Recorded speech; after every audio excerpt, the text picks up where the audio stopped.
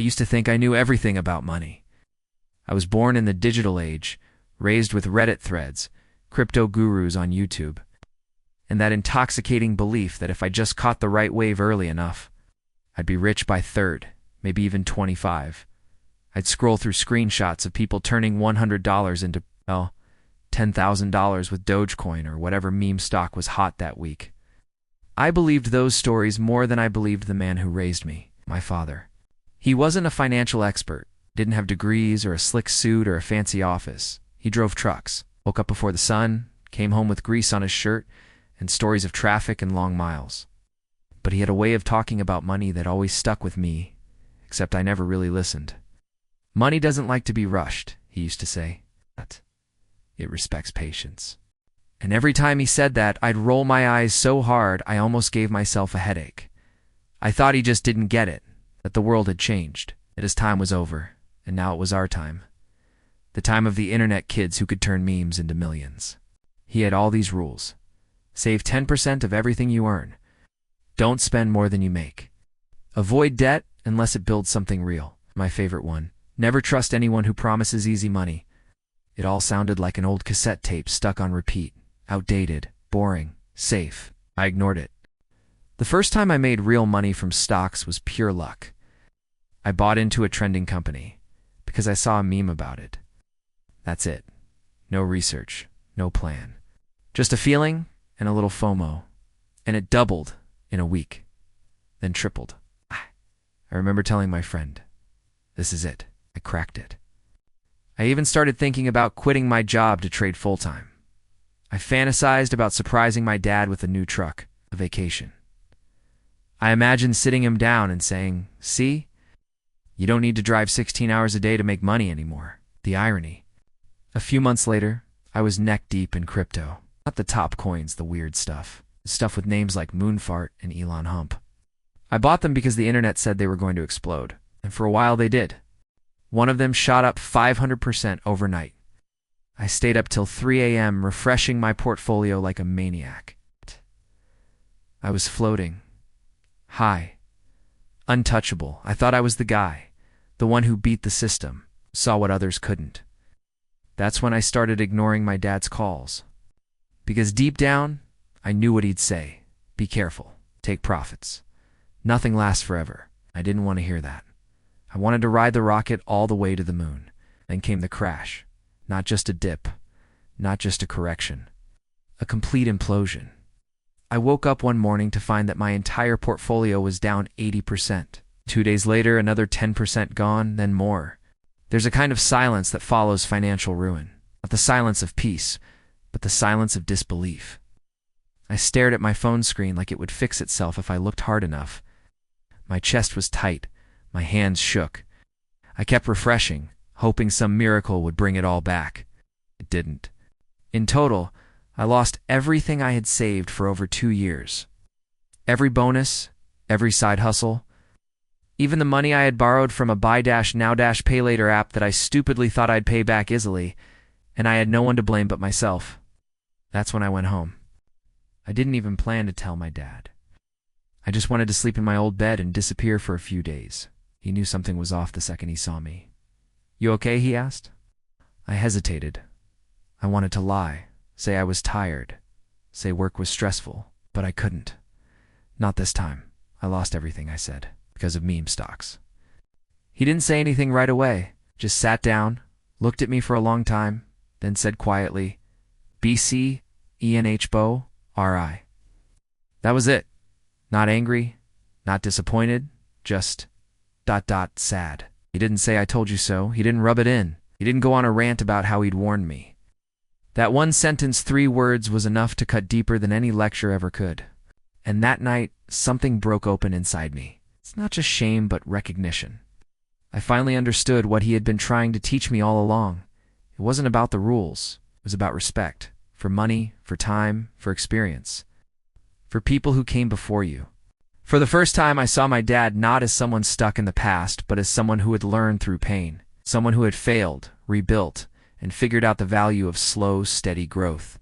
The next morning, he handed me a cup of coffee and sat down next to me on the porch. We didn't talk about the crash. He didn't ask for details.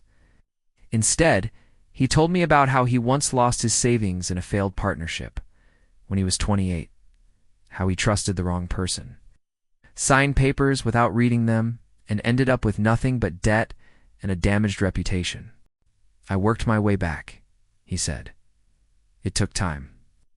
But it also took humility. That word humility stuck with me, because I didn't have any. I thought I was too smart to fail. I was too clever to lose. Turns out I was just lucky for a little while, and luck runs out. I started rebuilding not because I had a plan, but because I had no choice. The money was gone. The pride was shattered. The illusion of being smarter than the world had crumbled. And in its place, there was this quiet, uncomfortable truth. I needed to start from scratch. With everything I thought I was too good for, I picked up freelance gigs, copywriting, editing, odd jobs on Fiverr. Nothing glamorous. It's just enough to begin crawling out of the hole. Every dollar I made felt heavier, more precious than the thousands I once clicked into a meme coin without blinking. I stopped looking at the markets every 5 minutes. I unfollowed the influencers who had fed me the dream of instant riches. Most of them were gone anyway, deleted accounts, vanished into thin air like the tokens they hyped. My dad never brought up the crash again. He didn't have to. But he changed too subtly. One evening, as we sat on the porch, he handed me a yellowed notebook.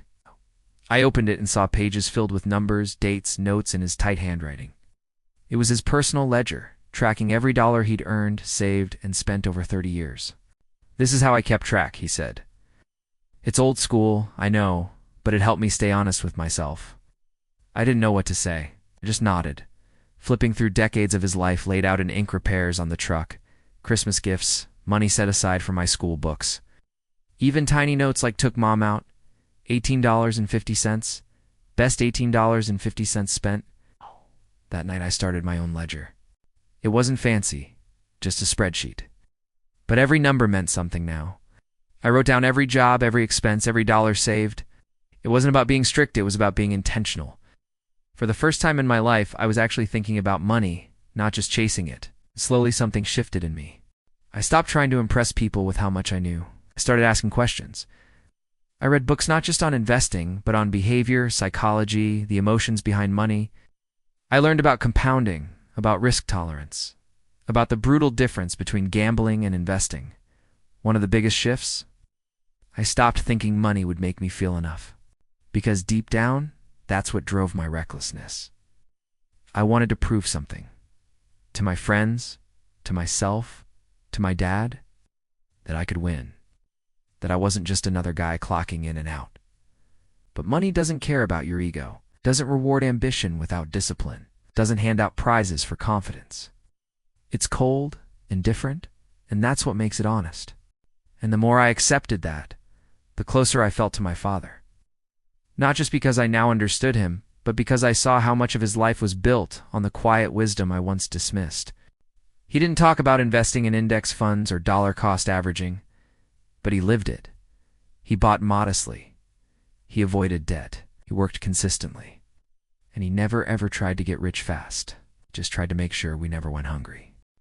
I remembered a moment when I was 12, begging him for a new video game console.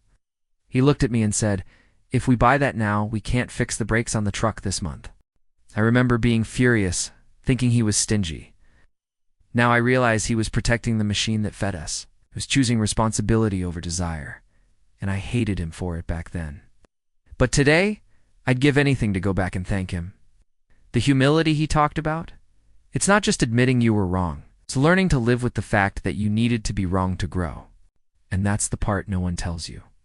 You can read every finance blog, watch every YouTube channel, but until you feel the burn until, you lose and have to rebuild from the ashes, you won't truly get it. That's why my dad never rubbed it in. He'd been there. And he knew that the lesson was still settling in.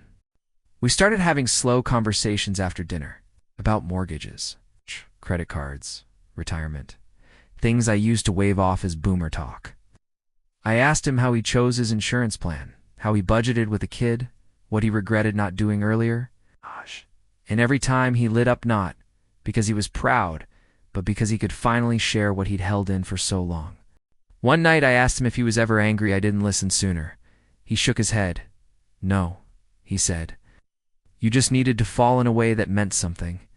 That sentence haunted me, in a good way, because he was right. The lesson had to cost me something to stick. Now, every time I make a financial decision, I ask myself one question. Would I be proud to tell my dad about this? Not because I need his approval, but because I want to be the kind of man who thinks before leaping, who respects the weight of money, who knows the difference between bravery and recklessness. My dad never said "I'm proud of you" when I started turning things around. He didn't need to. One night I found a sticky note on my bedroom door. "Don't forget money isn't everything, but being able to sleep well at night is worth a lot." It was in his handwriting, a tight, slanted script. I kept that note in my wallet. Right next to my new debit card, the one I actually check now before I swipe, I carried that note like a compass, something to check when the old urges came back, because they did. The thrill of risk never disappears completely. Even now, sometimes I'll see a trending stock on social media, some so-called expert screaming into a mic about how it's going to 100x. And for a second, that voice in my head whispers, what if this time it does work? But then I remember how quiet the house was the night I came home broke.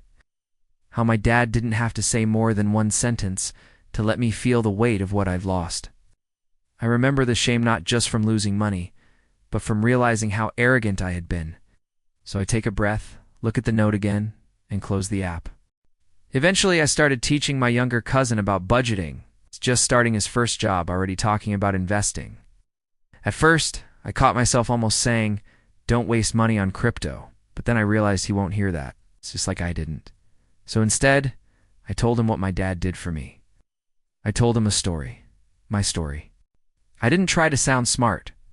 I didn't list out rules. I told him about the win that felt like flying and the loss that felt like drowning.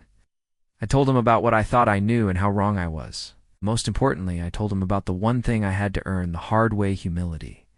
He didn't say much, but the next week, he texted me a screenshot of a spreadsheet he made. His first budget, that's when it hit me. Maybe the value of a financial mistake isn't just what you learn, but how you pass it on. How your bruises become someone else's warning sign, not with judgment, not with superiority, but with honesty. There was a moment a few months ago that made everything feel like it had come full circle. I was sitting with my dad at a diner, and I paid the bill, nothing big, just lunch. But I did it from a checking account that was actually in the green. I didn't say anything, but he smiled and said, "Feels good, doesn't it? Paying with money that's really yours." I nodded, and it did. It felt clean. It felt earned. He paused, then added, I was scared when you lost that money. Not because of the money itself, but because I thought it might break you." I looked at him, surprised. "Break me how?" He shrugged. "Some people get bitter. Some blame the world. Some just stop trying." That sat with me for a long time, because I had flirted with all three. There were nights I wanted to scream at the system, delete everything, disappear. Nights I hated myself for being gullible. Nights I thought maybe I wasn't cut out for any of it. But I kept showing up. I kept working. I kept asking questions. And maybe that was the point all along, not avoiding failure, but learning how to stand back up when it hits. These days, I'm not rich, but I'm stable. I have a small emergency fund. I track my spending. I invest modestly, consistently, and with a plan. I don't brag about my trades. I don't give advice unless someone asks for it. And when I do, I start with, I made a lot of mistakes. Here's what I learned. That humility my dad talked about, it's not a weakness. It's armor. It's the thing that keeps your ego from driving your life off a cliff. And if I've learned anything worth sharing, it's this. Money is less about numbers and more about emotions. It reflects who you are when no one's watching. It reveals your fears, your hopes, your blind spots. It exposes what you're running from and what you're chasing. And sometimes the biggest lesson isn't about how to get rich. It's about how to stop sabotaging yourself, how to find enough, how to be okay with slow. That's what my dad tried to teach me. Not with lectures, but with example. Not with charts, but with consistency. And even though I didn't listen at first, I'm listening now. If you're reading this and you've lost money chasing a dream war, ignored advice, that it turned out to be right, just know, you're not alone. You're not stupid. You're human, and you can come back from it. The mistake doesn't define you. What you do next does. So here's my advice, from someone who had to learn it the hard way. Call your parents. Ask them how they managed money. Ask them what they wish they'd known. Listen, not because they're always right, but because they care. Sometimes that's the lesson worth more than any portfolio gain. As for me, I still carry that sticky note. It's worn and faded, the corners curled, but the message is clear. Asterisk money isn't everything. But being able to sleep well at night is worth a lot. Asterisk. Took me losing everything to finally understand what that meant. And now I sleep just fine.